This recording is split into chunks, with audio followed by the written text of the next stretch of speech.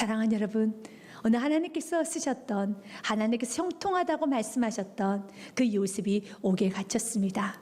그러나 하나님은 동일하게 말합니다. 옥에 갇혀도 하나님이 요셉을 향해서 너는 형통한 자라 라고 말하고 있습니다. 사랑하는 여러분, 하나님께서 요셉을 향해서 형통하다 하면은 그의 삶은 형통해집니다. 아니, 형통을 반드시 보게 될 것이고 그 형통의 삶을 누리게 될 것입니다.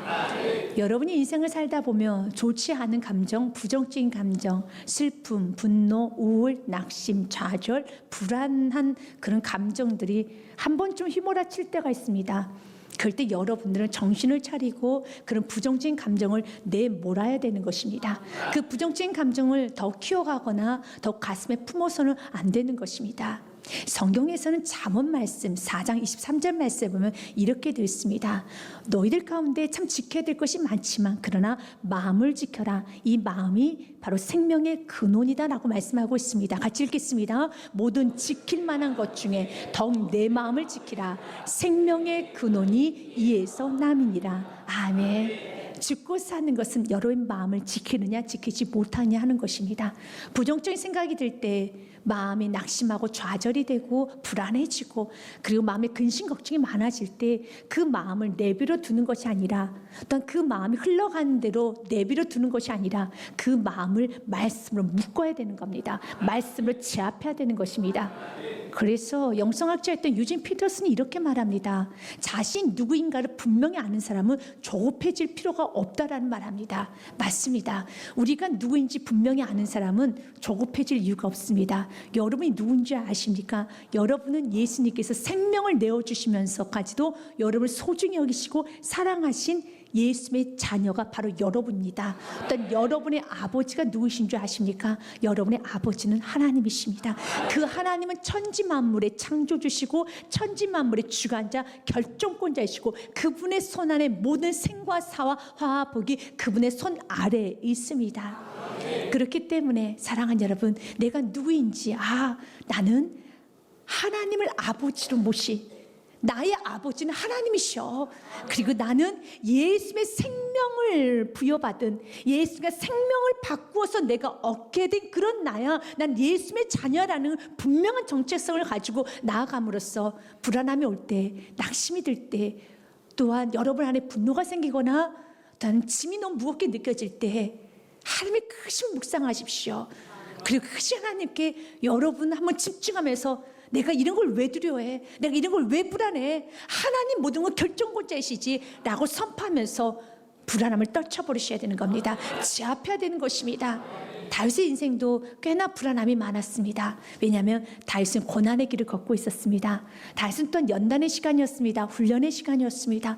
하나님께서 그를 참 많은 부분에서 연단하고 훈련하셨습니다. 그래서 너무 힘든 일이 많았어요. 사람들이 자기를 떠납니다. 사람들이 자신을 음해합니다. 사람들이 자신을 비아냥거립니다. 그리고 너무 슬픈 일이 많이 있습니다. 그럴 때 다윗이 자기 영혼을 향해서 시편 42편 말씀을 보면 이렇게 고백합니다. 내 영혼아 넌 어찌하여 불안해하는가? 하나님께 소망을 두라. 내 영혼아 내가 어찌하여 낙심하며 어찌하여 내 속에서 불안해하는가? 너는 하나님께 소망을 두라. 그가 나타나 도우심으로 말미암아 내가 여전히 한결같이 언제나 찬송하리로다. 아멘. 사랑하는 여러분, 우리가 환경을 바라보면 낙심이 돼요. 사람을 바라보면 낙심이 됩니다. 그러나 하나님을 바라보고 다시 소망을 갖고 분연히 일어서시길 바라겠습니다. 요셉이 만약 환경을 바라봤다라면, 보디발을 바라봤다라면, 지금 자기가 처지만 바라봤다라면 너무 낙심이 되죠. 좌절이 되죠. 아니 분노가 일어날 것입니다. 그런데 좋으신 하나님 바라보며 나와 함께 하신 나의 아버지 하나님을 바라봤었을 때 아브라함의 하나님, 야곱의 하나님, 이삭의 하나님, 그 하나님이 나의 하나님인 걸 믿고 나아갔었을 때 요셉은 다시 성실하게 살 수 있었습니다. 요셉의 삶은 노예로서의 삶도 이젠 좀 안정되는 그런 시기였었습니다. 요셉은 참 열심히 살았어요. 이것도 은혜지요. 하나님께서 그의 마음을 붙들어 주셨기 때문에 하루하루 열심히 살았고, 또한 하나님께서는 보디발의 눈에 요셉이 너무 보기 좋게 하나님께서 은혜를 보셔서 요셉이 하는 것마다 마음에 쏙쏙 들어요. 요셉이 하는 것마다 그렇게 정결해 보이고, 요셉이 하는 것마다 모든 것이 다 형통하고, 그에게 사업을 맡기면, 그에게 밭을 맡기면 그가 일구는 모든 농작물마다 너무 풍성해지는 거예요. 너무 잘 되는 거예요. 그래서 여러분 그 보디발 그 주인이 요셉을 가정의 총무로 너가 모든 걸 다 내 소유 모든 전반을 다 너가 다 관리하여라 다스려라 라고 말합니다. 그리고 가정 총무로 세웁니다. 여러분 직장 생활 해보신 분은 좀 아시겠지만 직장 상사의 인정을 받고 신뢰를 얻으면 굉장히 직장 생활이 편하죠. 요즘은 노예지만 나름 편합니다. 입고 먹고 사는데 불편함이 없어요. 여러분 주인의 신뢰를 받고 주인의 총애를 받는데 뭐가 불편하겠습니까? 괜찮습니다. 이제 안정이 되고 그리고 먹고 사는데 문제가 없고 그리고 나름대로 노예 생활, 노예라는 것은 너무 불편한 일이지만 그럼에도 불구하고 그냥 하루하루 살아가고 있습니다. 그리고 어느 날 보디발 아내가 유혹을 합니다. 다 노예 거절했습니다. 내가 어찌 큰 악을 하나님 앞에 죄를 저지를 수 있겠습니까? 단호하게 거절합니다. 그러나 보디발의 아내는 끝까지 유혹해요. 끝까지 유혹하고 끝까지 집착합니다. 그 집착은 그 사랑이라는 그 집착은 이제는 복수로 이제 원한으로 분노로 바뀌어서 요셉을 감옥에 집어 던져버립니다. 감옥에 넣어버립니다. 강간범으로 감옥에 집어넣습니다. 그때 요셉은 보디발을 찾았겠죠. 주인님, 보디발 주인님, 보디발 주인님 저 아시죠? 저의 성실 아시죠? 제가 어떻게 살았는지 아시죠? 제가 어떻게 일한지 아시죠? 주인님 저 아시죠? 그런데 보디발은 고개를 돌립니다. 자신의 자존심 앞에 그 모든 상황 앞에 그냥 요셉을 모른 척합니다. 그리고 요셉을 외면해요. 그 요셉이 지금 차가운 감옥에 들어가서 주저앉아 있습니다. 그때 요셉은 가장 무슨 생각을 먼저 했었을까요? 저는 이런 생각을 해봤습니다. 요셉은 회개를 했겠구나. 하나님, 그래요. 하나님만 그 시간에 불렀어야 되는 건데 주디 내가 하나님 불러야 될 그 시간에 보디발을 불렀습니다. 이미 구덩이 안에서도 요셉 한 번 체험했어요. 그렇게 형들의 이름을 불렀습니다. 형님들. 그래 형님들 외면했어요. 그때 형님을 불러야 될 것이 아니라 주님의 이름을 불렀어야 되는데 보디발 주인님 저 아시죠? 저 요셉이에요. 저 성실한 요셉, 저 깨끗한 요셉, 저 요셉이에요. 주인님 보디발의 이름을 불렀습니다. 그러나 그때 보디발의 이름을 부르는 것이 아니라 집중하며 주님의 이름을 불렀어야 되는 건데 하나님의 이름을 불렀어야 되는 건데 주님 내가 아직도 내 안에 불순물이 있네요. 내 안에 아직도 불순물이 있네요. 하나님께서는 여러 이유 때문에 여러분 요셉을 훈련하고 단련하며 연단하십니다.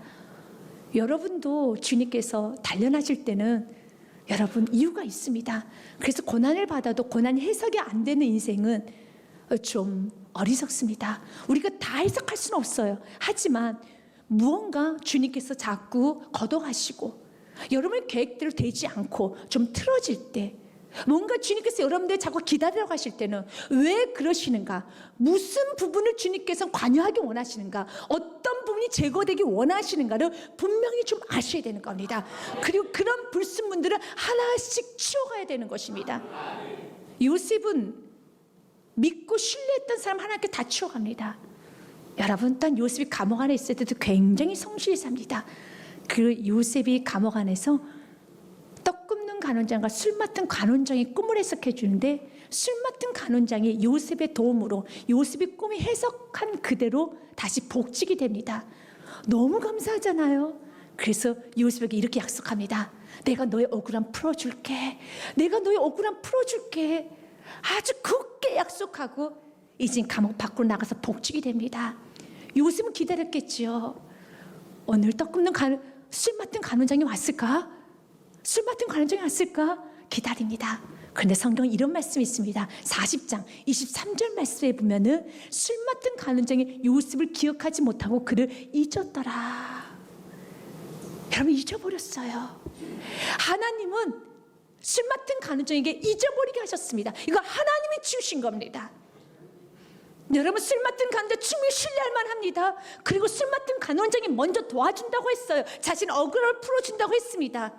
그러면 억울함을 풀어준다고 했으면 여러분 약속을 지켜야 되잖아요. 그래서 요셉은 그 다음날 되면 또 묻습니다. 혹시 술 맡은 간원장이 저 찾으러 오셨습니까? 아니 왜? 아니 그런 게 있어요. 일주일에 또 나가서 봅니다. 술 맡은 간원장 오셨습니까? 그의 입에는 술 맡은 간원장밖에 없습니다. 그런데 3개월이 지나고 6개월이 지나고 나니 이제 더 이상 술 맡은 간원장을 찾을 수 있는 힘도 없습니다. 하나님은 이렇게 훈련하십니다. 하나님 여러분이 좀 의지할 만한 대상을, 의지하기 합당한 것들, 합리적인 것들, 하나님 그 합리적이고 이렇게 보디발처럼 또 술 맡은 간원장처럼 그분은 나를 좀 도와주시겠지, 그분은 나를 좀 이끌어 주시겠지 하는 그분들을 주님이 좀 치우실 때가 있어요. 그것은 훈련입니다. 그 이유는 한 가지예요. 주님만 의지하라는 겁니다. 잠언 29장 말씀에 보면 우리 주님께서는 이렇게 말합니다. 사람을 두려워하면은 올무에 걸리게 되거니와 여호와를 의지하는 자는 안전하리로다. 믿으십니까? 주님을 의지하는 자가 안전합니다. 아, 저 사람은 나를 도와주기 합당해, 저 사람은 안전해, 내가 저 투자는 안전한 투자야, 저기에는 흠이 없어. 그 안전한 장소, 안전한 사람, 안전한 투자가, 사랑하는 여러분, 주께서 훈련하실 때는 여러분의 생각과 여러분의 이성과 비껴나가게 만듭니다. 무엇입니까? 이제는 그 이성과 여러분 그 사람을 의지하는 것이 아니라 주님께 매달리고, 주님께서 마지막에 사인해 주지 않냐면 내가 아무리 계획하고 내가 아무리 완벽하게 준비한다 할지라도 안 됩니다. 주님 먼저 사인해 주지 않으면, 주님께서 잉크에 그 팔이 움직여 주지 아니하시면 마지막 다 되어도 안 되는 것입니다. 주님은, 여러분, 우리 신앙이 주님만 의지하기 원합니다. 26절 말씀 보면 이렇게 이어집니다. 주권자에게 은혜를 구하는 자가 많으나 많습니다. 그래서 주권자는 보디발이나 여러분 술 맡은 간원장이나 좀 구할 만한 주권자들, 리더자들, 통치자들을 말합니다. 너희들이 그들에게 은혜를 많이 구하는데 그들에게 구할 것이 아니야. 그들에게 구할 것이 아니라 그들을 붙여주신 하나님께 구해야 되고, 그들을 너희들에게 보내준 하나님께 집중해야 되는 것입니다. 그래서 주권자에게, 통치자에게, 리더자에게, 사람들에게 은혜를 구하는 자는 참 많으나 사람의 일의 작정은, 여러분, 사람의 일의 작정은, 결정은 여호와께로 말미암느니라. 모든 결정은 주님께 있습니다. 사랑하는 여러분, 하나님은 선하신 계획대로 인도하여 주십니다. 그리고 이렇게 억울하게 마음 안에 큰 상처를 가지고 들어간 요셉을 하나님은 지켜주세요. 보호해 주십니다. 간수의 은혜를 더하사 간수장의 눈에는 그렇게 요셉이 좋게 보이고, 그렇게 요셉이 멋지게 보이고 성실해 보이는 것이에요. 그래서 22절 23절 말씀에 보면 요셉에게 이 모든 걸 다 맡겼다고 되어 있습니다. 간수장의 옥중 죄수를 다 요셉의 손에 맡김으로 그 재반 사업으로 요셉이 처리하고, 야, 멋집니다. 너무 멋집니다. 23절 말씀 같이 읽습니다. 간수장은 그의 손에 맡긴 것을 무엇이든지 살펴보지 아니하였으니 이는 여호와께서 요셉과 함께 하심이라. 여호와께서 그를 범사에 형통하게 하셨더라. 아멘. 이 억울한 이 죄명은 하나님 풀어주지 않으셨어요. 뜻이 있으시니까. 그러나 그 외의 것에 범사에 다 형통하게 하여 주셨습니다. 어떤 문제는 주님께서 아직 해결해 주지 않는 문제가 있을 겁니다. 그러나 한번 눈을 열어서 보십시오. 얼마나 범사에 여러분의 삶을 형통하게 이끄셨는지, 얼마나 범사에 하나님께서 여러분들을 치유하셨는지, 회복시켜 주셨는지. 그럼 요셉과 같이 감사함으로, 믿음으로 나아가면 되는 것입니다. 이제는 우리가 좀 더 구체적으로, 그럼 왜 하나님께서는 요셉을 감옥에 집어넣으셨을까? 첫 번째 이유는 예굽의 국무총리가 되기 전에 하나님께서는 궁중훈련, 궁중학습을 하기 위해서 하나님은 그곳에 보내셨겠죠. 그러나 하나님이 이 감옥을 통해서 하나님께서는 요셉 고난을 통해서 주고자 하는 축복이 하나 있었습니다. 여러분, 고난에는 축복이 옵니다. 고난에는 반드시 이유가 있고, 고난에는 여러분 큰 선물, 꾸러미가 있습니다. 그걸 기대하셔야 되는 것입니다. 기대하십시오. 요셉은 여러분 참 좋은 게 많았습니다. 정직했어요. 성실했습니다. 그리고 단 요셉은 어느 곳에서나 믿음으로 열심히 살았던 게 요셉이었습니다.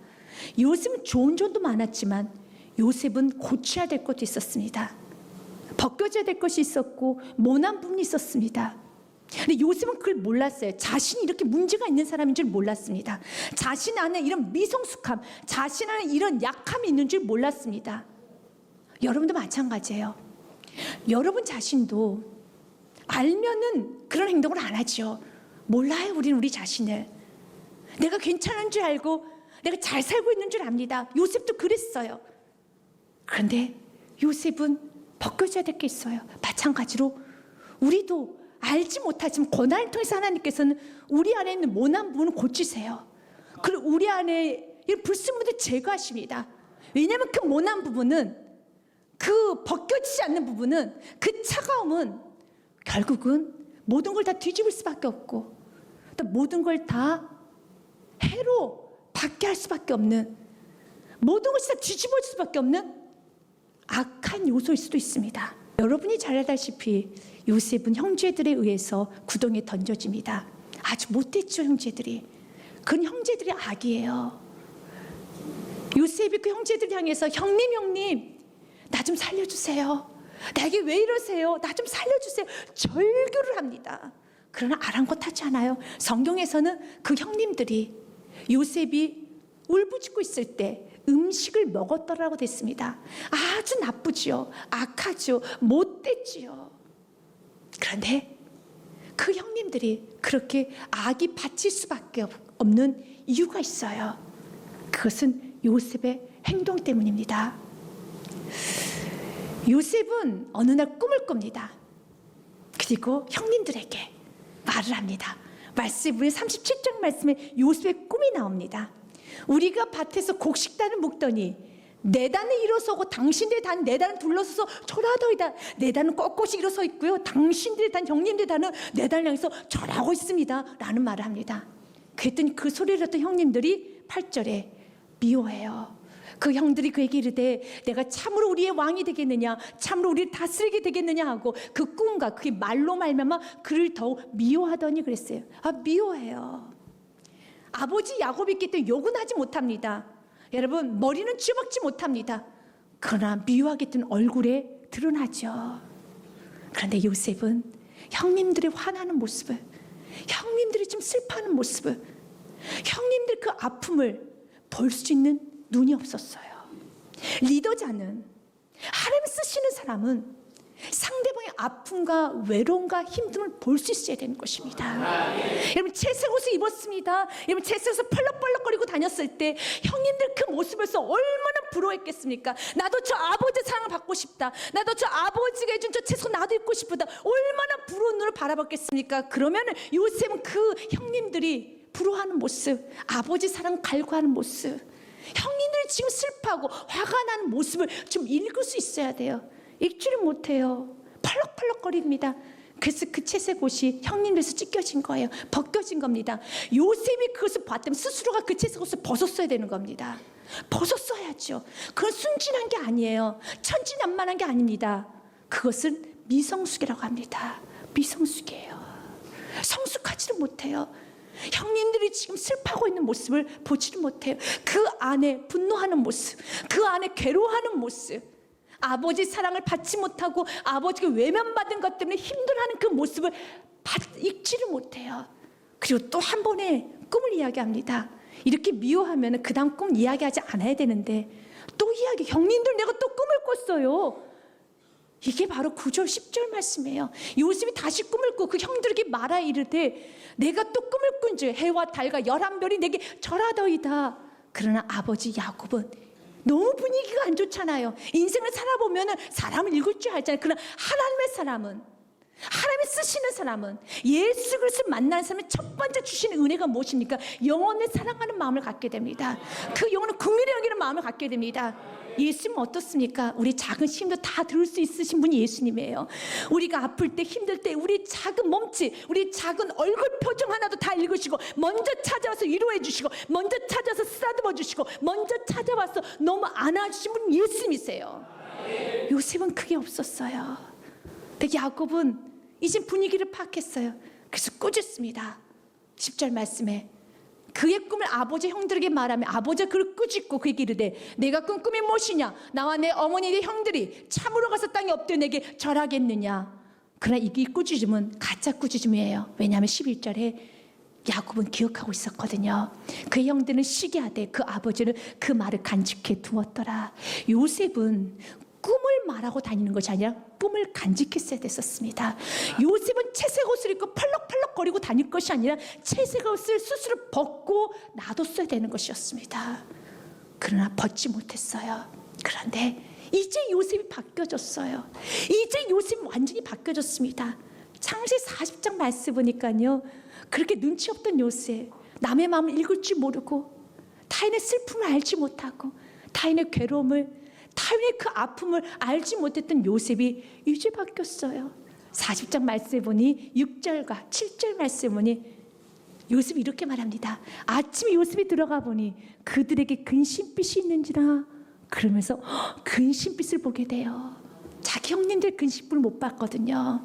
그는 못 봤어요. 근데 이젠 보게 됩니다.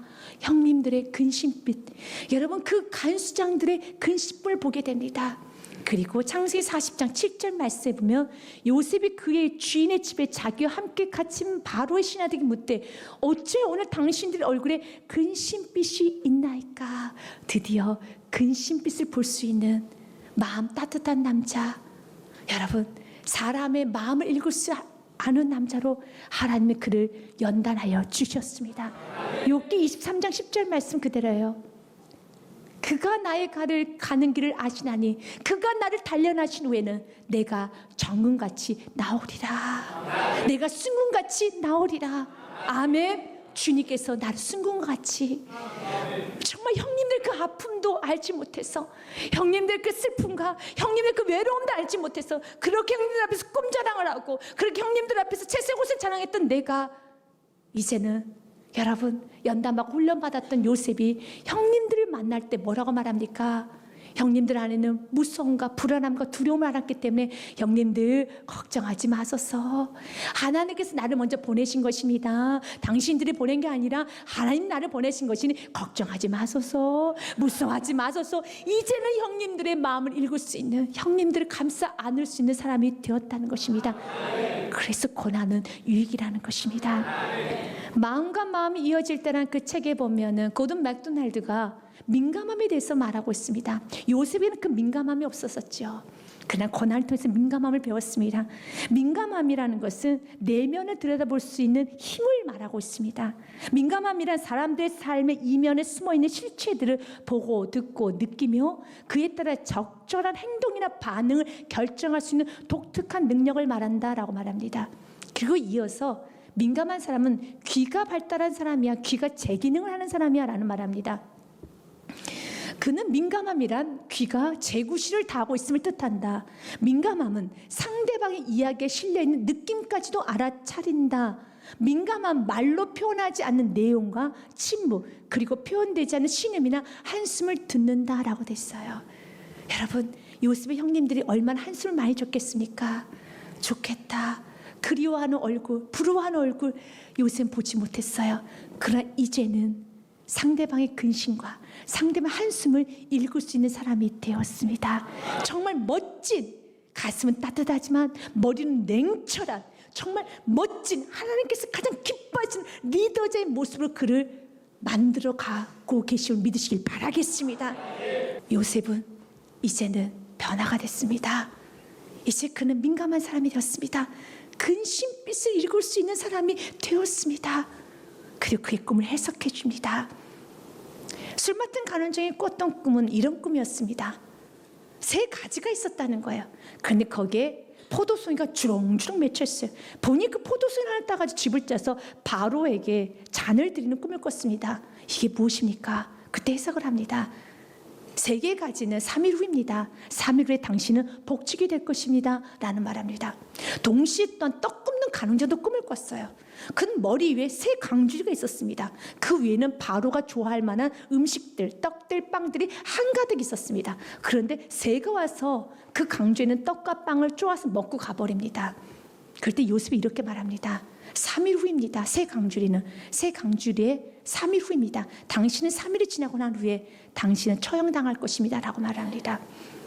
여러분, 어떤 사람에겐 좋은 말 하는 거 전하는 괜찮습니다. 그러나 떡 굽는 간원장에게 당신이 죽을 것입니다 라고 말하는 것 굉장히 불안하죠. 두렵죠. 그러나 요셉은 전합니다. 왜 그렇습니까? 꿈은 하나님에서 가셨기 때문에 여러분 복음 전할 때도 마찬가지예요.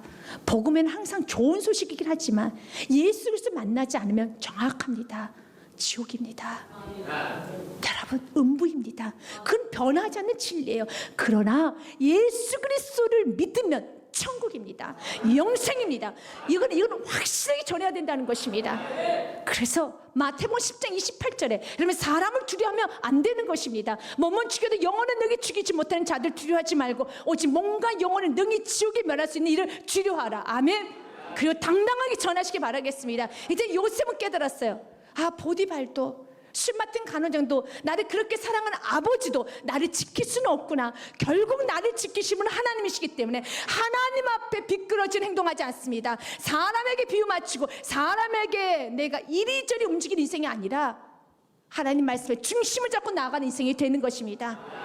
이사야서 43장 1절과 2절의 말씀으로 여러분 한 주간의 축복의 말씀을 선포합니다. 야곱아 너를 창조하신 여호와께서 지금 말씀하시느니라. 이스라엘아 너를 지으신 이가 말씀하시라. 너는 두려워하지 말라. 내가 너를 구속하였고 내가 너를 지명하여 불러나니 너는 내 것이다. You are mine. 너는 내 것이다. 2절 말씀 같이 읽습니다. 내가 물 가운데로 지날 때 내가 함께 할 것이라. 강을 건널 때 물이 너를 침몰하지 못할 것이며 내가 불 가운데로 지날 때도 타지 아니할 것이요 불꽃이 너를 사르지도 못하리니. 믿으십니까? 아멘. 강이 침몰하지 못합니다. 불꽃이 여러분을 사르지 못합니다. 왜 그렇습니까? 주님이 기억하고 계시기 때문에, 주님의 손 안에 있기 때문에 너는 내 것이라. 여러분 삶 날마다 이 굳건한 믿음을 가지고 여러분 승우같이 나오는 인생 되시길 주님으로 축복드립니다.